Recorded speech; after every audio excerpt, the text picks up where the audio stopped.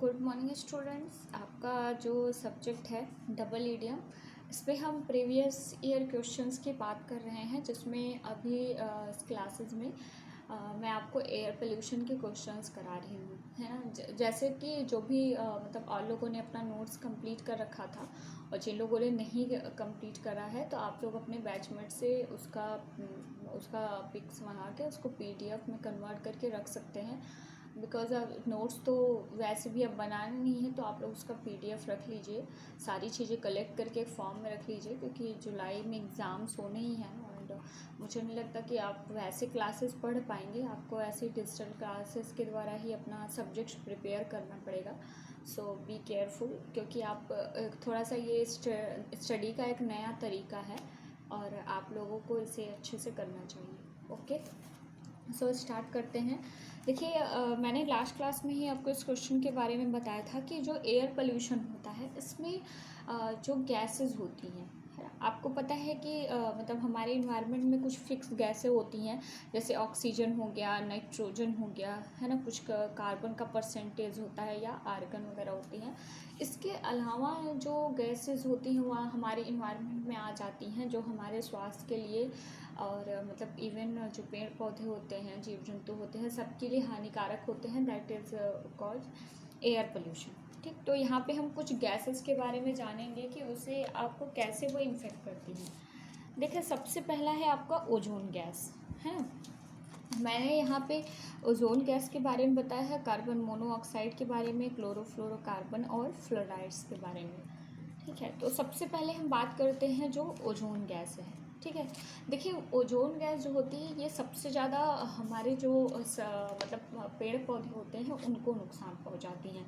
मतलब जो भी ऐसे सब्जियां या फल होते हैं जो मतलब ये पत्तियों को बहुत ज़्यादा इन्फेक्ट करती हैं, है ना। मतलब वो जो पूरी पत्तियां होती हैं वो आपकी उनमें मतलब कीड़े लग जाना, ख़राब हो जाना, ओजोन गैस जो होता है उन पर बहुत ज़्यादा इफेक्ट डालता है।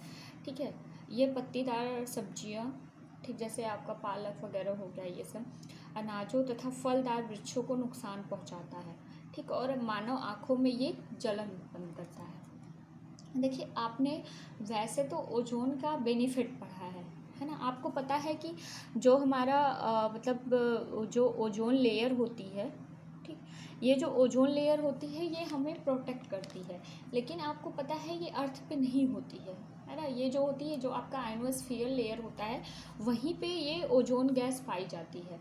ठीक, और आपको पता है कि ये रेडियो एक्टिव किरण तक को रोक देती है। इसका मतलब आपको पता है कि इस गैस की कैपेसिटी कितनी ज़्यादा होगी कि ये रेडियो एक्टिव से को भी ये मतलब रेडियो एक्टिव को वैसे हम सबसे ज़्यादा खतरनाक गैसेस बोलते हैं, और ये रेडियो एक्टिव को भी रोक लेता है। इसका मतलब ये रेडियो एक्टिव के लिए तो खतरनाक है या हमें प्रोटेक्ट को तो कर रहा है, लेकिन अगर ये इन्वायरमेंट में आ जाता है तो ये हमारे लिए ही खतरनाक है ना। जैसे आपको पता है कि ओजोन लेयर में होल हुआ, होल होने का मतलब ये है कि जो ओजोन लेयर है वहाँ से हटी। तो जब ओजोन लेयर जो है वो हट रही है या उस टेम्परेचर के कारण वो ख़त्म हो रही है, तो इसका मतलब वो, आपको पता है कि एनर्जी जो होती है कभी भी नष्ट नहीं होती, वो एक फॉर्म से दूसरे फॉर्म में क्या हो रही है, कन्वर्ट हो रही है। तो अगर जो ओजोन है जो आयनोस्फीयर लेयर में एक लेयर के फॉर्म में है, अगर वो ख़त्म हो रही है, तो इसका मतलब वो क्या आएगी, इन्वायरमेंट में ही तो हमारे आएगी, और जब इन्वायरमेंट में आएगी तो वो हमें क्या करेगी, अफेक्ट करेगी।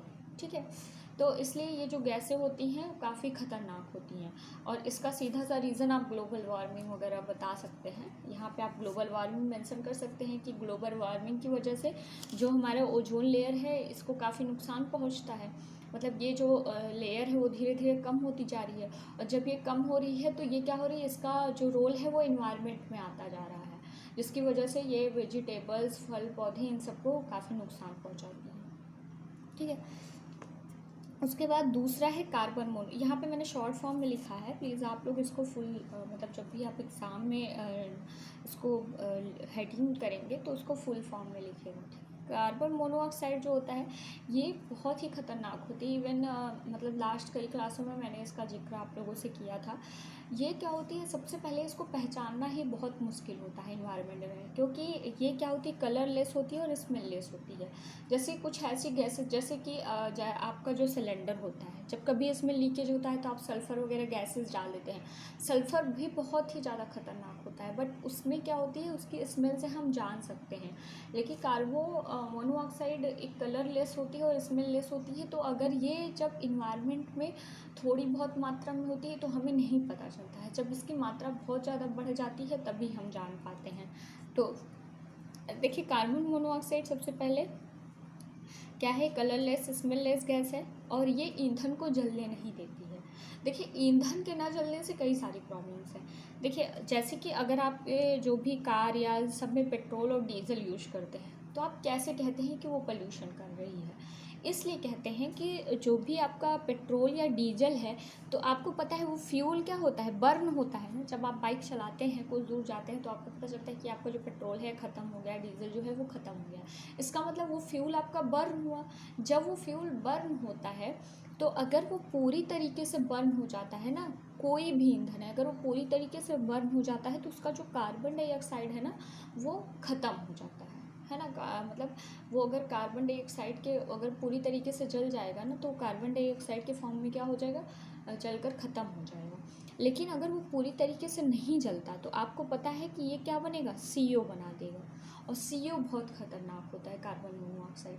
ठीक, जैसे कोयला ही है, अगर कोयला भी पूरी तरीके से नहीं बर्न होता है, तो वो कार्बन डाइऑक्साइड के फॉर्म में ना जाके क्या बन जाएगा, कार्बन मोनोऑक्साइड के फॉर्म में हो जाएगा।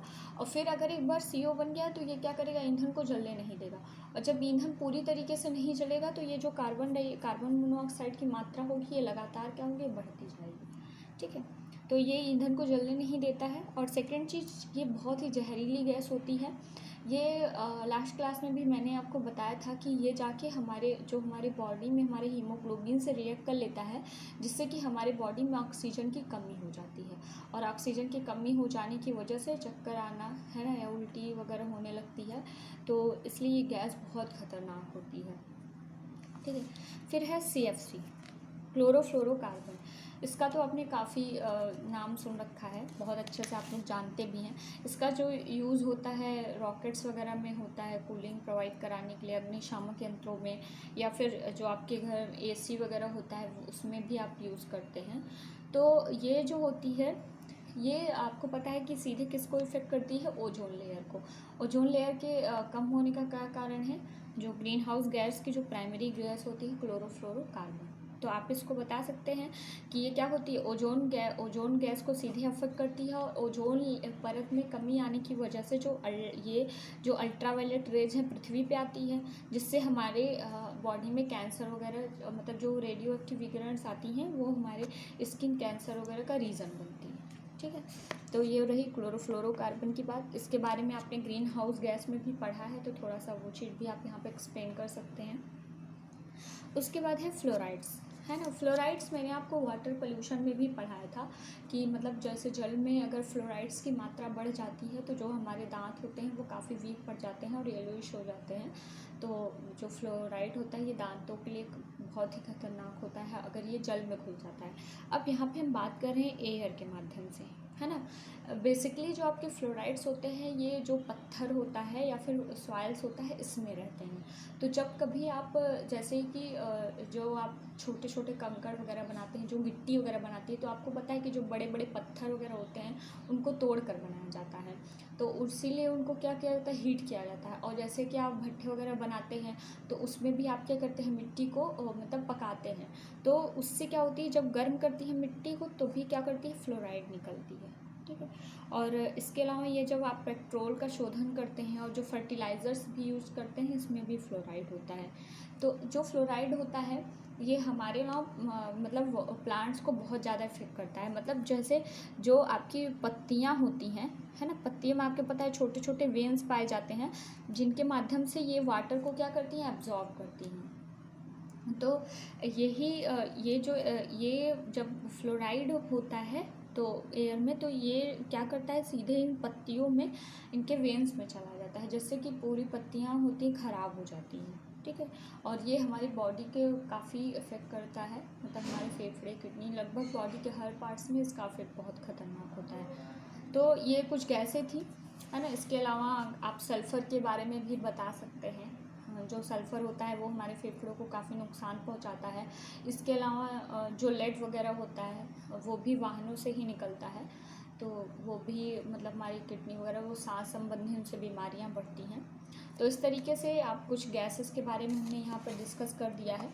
नेक्स्ट क्लास में एक नेक्स्ट क्वेश्चंस के साथ हम डिस्कशन करेंगे। Okay, thank you.